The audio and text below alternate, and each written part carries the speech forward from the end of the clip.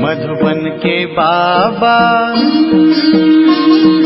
मधुबन के बाबा मुरली वाले, आपका क्या कहना, आपका क्या कहना। ओम शांति। आज 22 मार्च 2022 के अव्यक्त बाप दादा के मधुर महावाक्य सुनेंगे, जिसकी रिवाइज डेट है 13 फरवरी 1991। मुरली का सार है, विश्व परिवर्तन में तीव्रता लाने का साधन एकाग्रता की शक्ति व एक रस स्थिति। तो बड़े ही प्रेम और एकाग्रता से सुनेंगे आज की अव्यक्त महावाणी। आज दूरदेशी बाप अपने दूरदेशी और देशी बच्चों को मिलन मुबारक देने आए हैं। आप सभी भी दूर देश से आए हुए, बाप भी दूर देश से आए हैं। बच्चे बाप को मुबारक देने आए हैं और बाप बच्चों को पद्म गुणा मुबारक देते हैं। मनाना अर्थात सम्मान बनाना। दुनिया में सिर्फ मनाते हैं, लेकिन बाप मनाते अर्थात बनाते हैं। सभी बच्चे चाहे साकार रूप में सम्मुख हों, चाहे आकार रूप में सम्मुख हों, सब बच्चे विश्व के कोने कोने में बाप की हीरे जयंती मना रहे हैं। बाप दादा आकारी रूप में सम्मुख बच्चों को भी हीरे तुल्य जयंती की हीरे तुल्य पद्मा पदम मुबारक दे रहे हैं। इस महान अवतरित होने की जयंती को आप सभी बच्चे मनाते स्वयं भी हीरे तुल्य बन गए हो। इसको कहा जाता है मनाना अर्थात बनाना। हर एक बच्चे के मस्तक पर पद्मा पद्म भाग्यवान बनने का सितारा चमक रहा है। तो मनाते मनाते सदा के लिए भाग्यवान बन गए। ऐसी अलौकिक जयंती सारे कल्प में कोई भी नहीं मनाते हैं। चाहे महान आत्माओं की भी जयंती मनाते हैं, लेकिन वह महान आत्माएं मनाने वालों को महान बनाते नहीं हैं। इस संगम पर ही आप बच्चे परमात्मा जयंती मनाते महान बन जाते हो, श्रेष्ठ से श्रेष्ठ आत्माएं बन जाते हो। ऐसे हीरे तुल्य जीवन बनाते हो जो जन्म जन्मांतर हीरे और रत्नों से खेलते रहते। आज का यादगार दिवस सिर्फ बाप का नहीं है, लेकिन बच्चों का भी बर्थडे है, क्योंकि जब बाप अवतरित होते हैं तो बाप के साथ ब्रह्मा दादा भी परिवर्तित आत्मा अवतरित होते हैं। बाप और दादा दोनों का साथ साथ अवतरण होता है। सिवाय ब्राह्मणों के बाप दादा स्थापना का यज्ञ रच नहीं सकते। इसलिए बाप दादा और ब्राह्मण बच्चे साथ साथ अवतरित होते हैं। तो किसका जन्मदिन कहेंगे, आपका या बाप का? आपका भी है ना। तो आप बाप को मुबारक देते और बाप आपको मुबारक देते। शिव जयंती अर्थात परमात्मा जयंती को महाशिवरात्रि क्यों कहते हैं? सिर्फ शिवरात्रि नहीं कहते, लेकिन महाशिवरात्रि कहते हैं, क्योंकि इस अवतरित दिवस पर शिव बाप, ब्रह्मा दादा और ब्राह्मणों ने महान संकल्प का व्रत लिया कि विश्व को पवित्रता के व्रत से महान श्रेष्ठ बनाएंगे।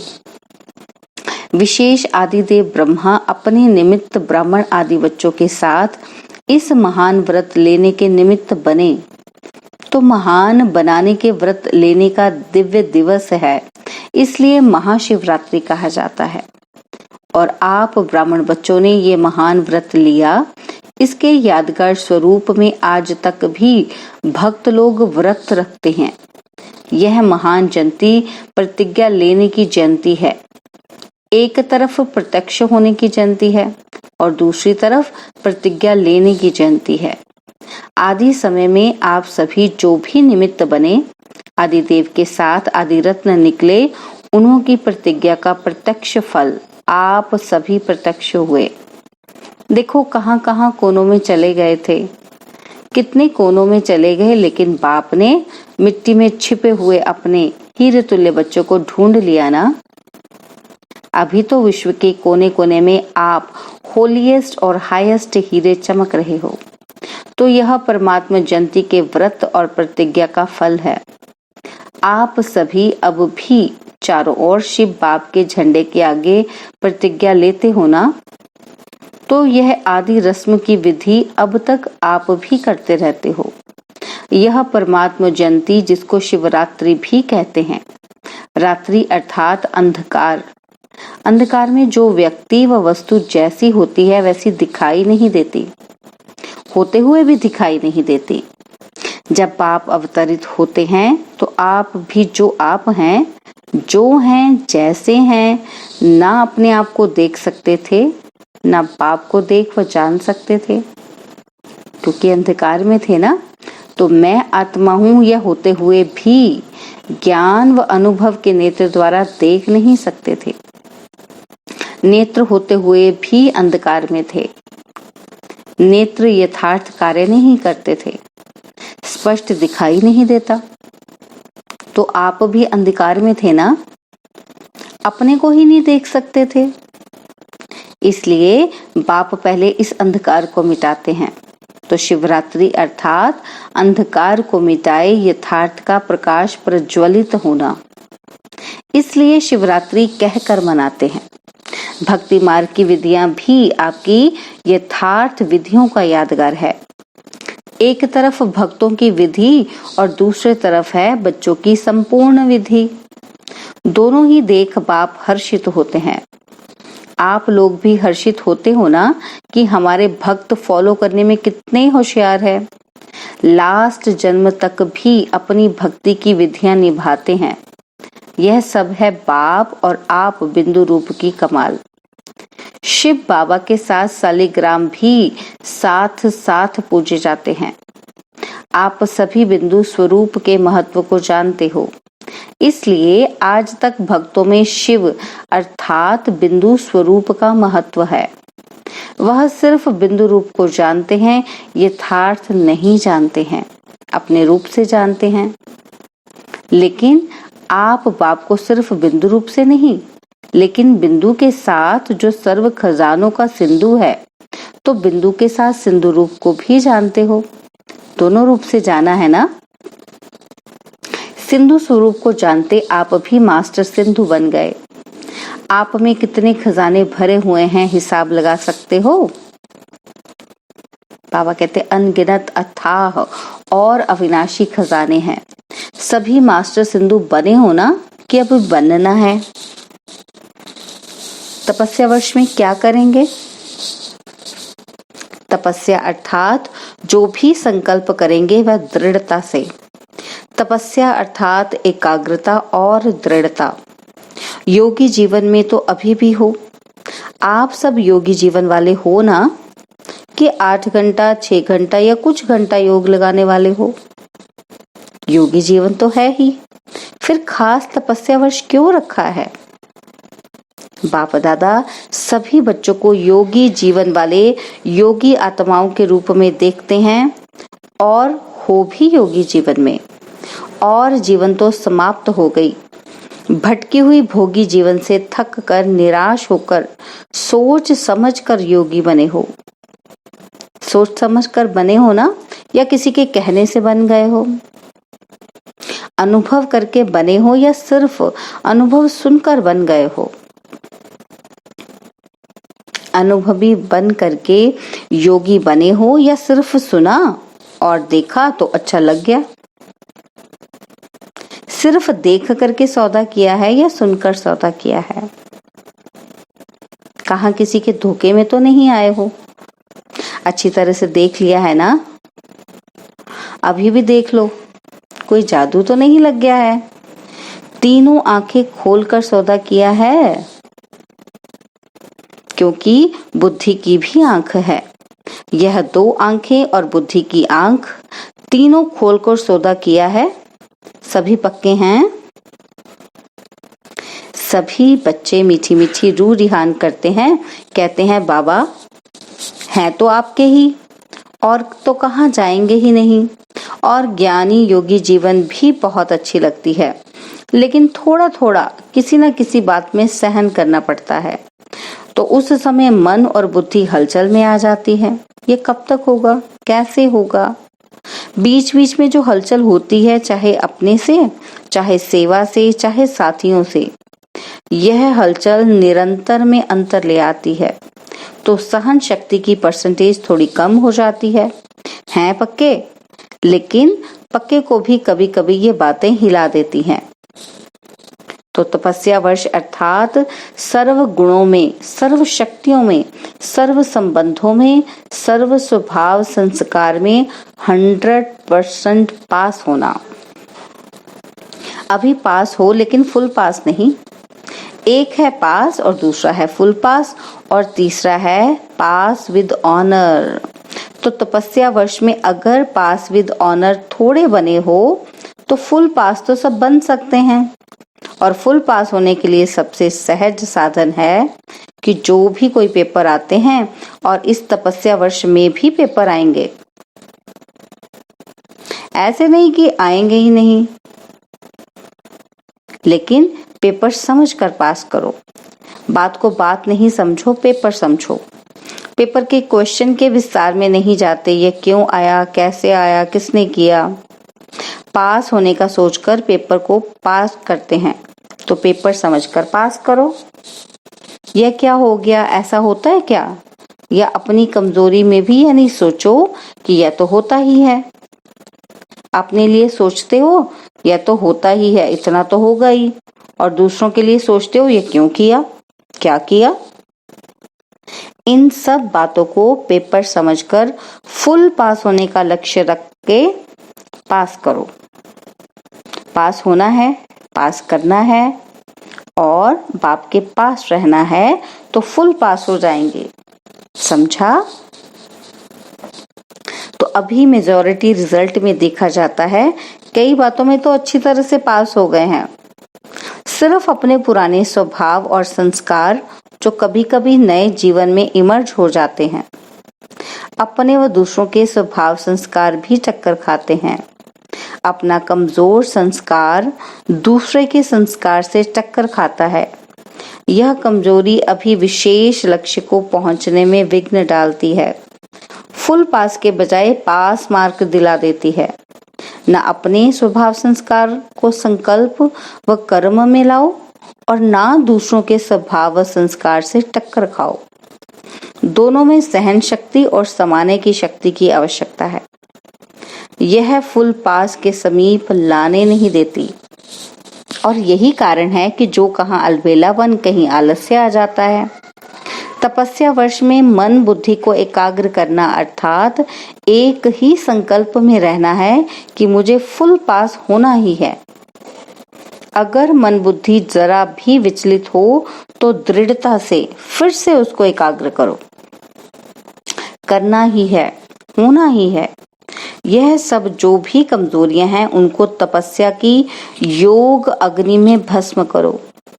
योग अग्नि प्रज्वलित हो गई है, हो गई है। लगन की अग्नि भी अभी भी रहते हो, लेकिन कभी कभी अग्नि थोड़ी सी परसेंटेज में कम हो जाती है। बुझती नहीं है, कम होती है। तेज आग में जो भी चीज डालो या तो परिवर्तन या भस्म होगी। परिवर्तन और भस्म करने के लिए दोनों में तेज आग चाहिए। योग अग्नि है। लगन की अग्नि भी जगी हुई है, लेकिन सदा ही तेज रहे, कभी तेज कभी कम नहीं। जैसे यहाँ स्थूल अग्नि में भी अगर कोई चीज अच्छी बनाना चाहते हो और टाइम पर बनाना चाहते हो तो अग्नि को उसी रूप में रखेंगे जो चीज समय पर और अच्छी रीति तैयार हो जाए। अगर बीच में आग बुझ जाए तो समय पर चीज तैयार हो सकेगी? भल तैयार होगी, परंतु समय पर नहीं। तो आपको आपकी योग अग्नि भी बीच बीच में ढीली हो जाती है, तो संपन्न बनेंगे, लेकिन लास्ट में बनेंगे। धीरे धीरे होते हैं ना फिर, तो लास्ट में संपन्न बनने वालों को फास्ट और फर्स्ट राज्य भाग्य का अधिकार नहीं मिल सकता। तो आप सभी का लक्ष्य फर्स्ट जन्म में राज्य भाग्य करने का है या दूसरे तीसरे जन्म में आएंगे? पहले जन्म में आना है ना। तपस्या वर्ष अर्थात फास्ट पुरुषार्थ कर फर्स्ट जन्म में फर्स्ट नंबर आत्माओं के साथ राज्य में आना। घर में साथ चलना है ना, तो फिर राज्य में भी ब्रह्मा बाप के साथ आना है। तो समझा तपस्या वर्ष क्यों रखा है। एकाग्रता की शक्ति को बढ़ाओ। अभी भी ना चाहते भी व्यर्थ चला जाता है, चल जाता है। व्यर्थ का तरफ कोई कोई समय शुद्ध श्रेष्ठ संकल्प से भारी हो जाता है। तपस्या अर्थात व्यर्थ संकल्प की समाप्ति, क्योंकि यह समाप्ति ही संपूर्णता को लाएगी और समाप्ति के बिना संपूर्णता नहीं आएगी। तो आज के दिन से तपस्या वर्ष आरंभ कर रहे हो। उमंग उत्साह के लिए बाप दादा मुबारक देते हैं। चारों ही सब्जेक्ट में फुल पास होने की मार्क्स लेनी है। ऐसे नहीं समझना कि मेरी 3 सब्जेक्ट तो ठीक है, सिर्फ एक में कमी है, फुल पास हो जाएंगे। नहीं, फिर भी पास की लिस्ट में आएंगे। फुल पास अर्थात चारों सब्जेक्ट में फुल मार्क्स हों। सदा हर आत्मा के प्रति कल्याण की भावना, सदा हर आत्मा के प्रति कल्याण की भावना, चाहे वह आपकी स्थिति को हिलाने की भी कोशिश करे, लेकिन अकल्याण करने वाले के ऊपर भी कल्याण की भावना, कल्याण की दृष्टि, कल्याण की वृत्ति, कल्याणमय कृति, इसको कहा जाता है कल्याणकारी आत्मा। शिव का अर्थ भी कल्याणकारी है ना, तो शिव जयंती अर्थात कल्याणकारी भावना, कल्याण करने वाले के ऊपर कल्याण करना, यह तो अज्ञानी भी करते हैं। अच्छे के साथ अच्छा चलना ये तो सभी जानते हैं, लेकिन अकल्याण की वृत्ति वाले को अपने कल्याण की वृत्ति से परिवर्तन करो या क्षमा करो। परिवर्तन ना भी कर सकते, क्षमा तो कर सकते हो ना। मास्टर क्षमा के सागर तो हो ना, तो आपकी क्षमा उस आत्मा के लिए शिक्षा हो जाएगी। आजकल शिक्षा देने से कोई समझता, कोई नहीं समझता। यह करो तो यह शिक्षा हो जाएगी। क्षमा अर्थात शुभ भावना की दुआएं देना, सहयोग देना। शिक्षा देने का समय अभी चला गया। अभी स्नेह दो, सम्मान दो, क्षमा करो, शुभ भावना रखो, शुभ कामना रखो। यही शिक्षा की विधि है। वह विधि अब पुरानी हो गई, तो नई विधि आती है ना। तपस्या वर्ष में इस नई विधि से सर्व को और समीप लाओ। सुनाया था ना कि दाने कुछ तैयार हो भी गए हैं, लेकिन माला भी तैयार नहीं है। धागा भी है, दाने भी हैं, लेकिन दाना दाने के समीप नहीं है, इसलिए माला तैयार नहीं है। अपनी रीति से दाना तैयार है, लेकिन संगठन में समीपता में तैयार नहीं है। तो तपस्या वर्ष में बाप समान तो बनना ही है, लेकिन दाना दाने के समीप भी आना है। समझा। बाकी योगी थे, योगी हैं, सदा योगी जीवन में रहना ही है। ड्रामा की हर सीन को न्यारे प्यारे बन देखते चलो। ड्रामा की हर सीन प्यारी है। दुनिया के लिए जो अप्यारी सीन है वह आपके लिए प्यारी है। जो भी होता है उसमें कोई राज भरा हुआ होता है। राज को जानने से कभी किसी बात में, किसी दृश्य में नाराज नहीं होंगे। राज को जानने वाले नाराज नहीं होते, राज को न जानने वाले नाराज होते हैं। तो डबल विदेशी भी इस बारी शिव जयंती मनाने टाइम पर पहुंच गए हैं। दृढ़ निश्चय रखा कि जाना ही है तो पहुंच गए ना। जाए ना जाए ये सोचने वाले रह गए। अभी तो यह कुछ भी नहीं है, अभी तो होना है। अभी प्रकृति ने फुल फोर्स की हलचल शुरू नहीं की है। करती है, लेकिन फिर आप लोगों को देखकर थोड़ा ठंडी हो जाती है। वह भी डर जाती है कि मेरे मालिक तैयार नहीं है तो किसकी दासी बने। निर्भय हो ना, डरने वाले तो नहीं हो ना। लोग डरते हैं मरने से, और आप तो है ही मरे हुए, पुरानी दुनिया से मरे हुए हो ना। नई दुनिया में जीते हो, पुरानी दुनिया से मरे हुए हो, तो मरे हुए को मरने से क्या डर लगेगा। और ट्रस्टी होना, अगर कोई भी मेरापन होगा तो माया बिल्ली म्याऊं म्याऊं करेगी कि मैं आऊं। आप तो हो ही ट्रस्टी, शरीर भी मेरा नहीं। लोगों को मरने का फिक्र होता है या चीजों का या परिवार का फिक्र होता है। आप तो हो ही ट्रस्टी, न्यारे हो ना कि थोड़ा थोड़ा लगाव है। बॉडी कॉन्शियस है तो थोड़ा थोड़ा लगाव है, इसलिए तपस्या अर्थात ज्वाला स्वरूप निर्भय। अच्छा, दोनों मुरब्बी दादियां सुन रही हैं, देख रही हैं। कुछ नवीनता देखनी चाहिए ना। बाप दादा ने पहले भी सुनाया कि एक है वाणी की सेवा और दूसरी है फरिश्ता मूर्त और शक्तिशाली स्नेहमयी दृष्टि की सेवा। कुछ समय इन्हों को यह सेवा का पाठ मिला हुआ है। आदि से वाणी और कर्म की सेवा तो करती ही रही हैं। इस विधि की सेवा का यह भी ड्रामा में है। अंत में यही सेवा रह जाएगी। यह पाठ थोड़े समय के लिए इन्हों को मिला है। फिर भी मुरब्बी बच्चे हैं ना, इन्हों के हिसाब किताब चुकतू होने में भी सेवा है। निमित्त हिसाब है लेकिन राज सेवा का है। बेहद के खेल में यह भी एक वंडरफुल खेल है। दोनों का पाठ भी नवीनता है। यह जल्दी जल्दी हिसाब किताब चुकतू कर संपन्नता और संपूर्णता के समीप जा रही हैं। अकेले नहीं जाएंगे, यह कोई नहीं सोचो। हर एक को चुकतू तो करना ही है, लेकिन कोई सिर्फ चुकतू करता है, कोई चुकतू करते भी सेवा करते हैं, तो सारे विजयी बन गए ना। सबकी दुआओं की दवा भी सूली से कांटा कर देती है। हिसाब किताब के प्रभाव में नहीं आई, दोनों ठीक हो गए हैं। सिर्फ परहेज में है, रेस्ट भी परहेज है। जैसे खाने में परहेज होती है, यह फिर चलने फिरने बोलने की परहेज है। स्नेह क्या नहीं कर सकता है। कहावत है, स्नेह पत्थर को पानी कर सकता है, तो यह बीमारी नहीं बदल सकता है। बदल तो गई ना। हार्ट की बीमारी बदल गई, पत्थर से पानी तो हो गया ना। तो यह आप सबका प्यार है, बाकी अब सिर्फ पानी रह गया, पत्थर खत्म हो गया।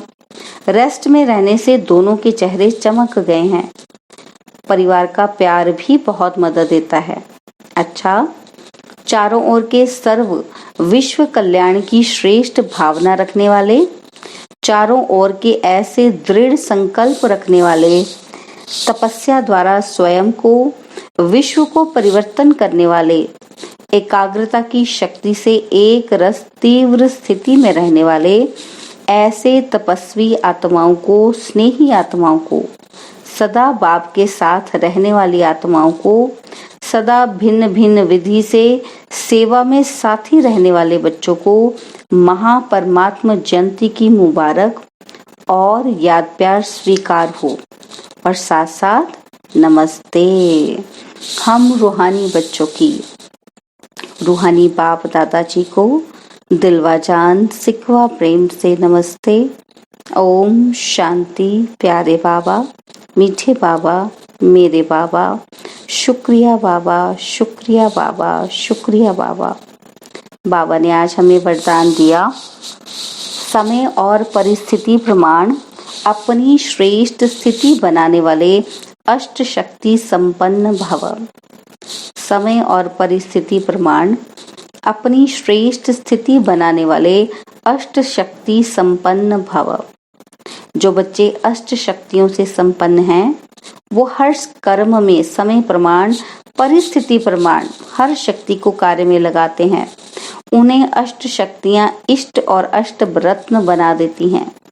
ऐसे अष्ट शक्ति संपन्न आत्माएं जैसा समय, जैसी परिस्थिति, वैसी स्थिति सहज बना लेती हैं। उनके हर कदम में सफलता समाई रहती है। कोई भी परिस्थिति उन्हें श्रेष्ठ स्थिति से नीचे नहीं उतार सकती। स्लोगन है, जो कर्म हम करेंगे हमें देख और करेंगे। स्लोगन, जो कर्म हम करेंगे हमें देख और करेंगे। यह स्लोगन सदा स्मृति में रहे तो कर्म श्रेष्ठ हो जाएंगे। ओम शांति। और अब यह एक बहुत अच्छी वीडियो भी जरूर देखें।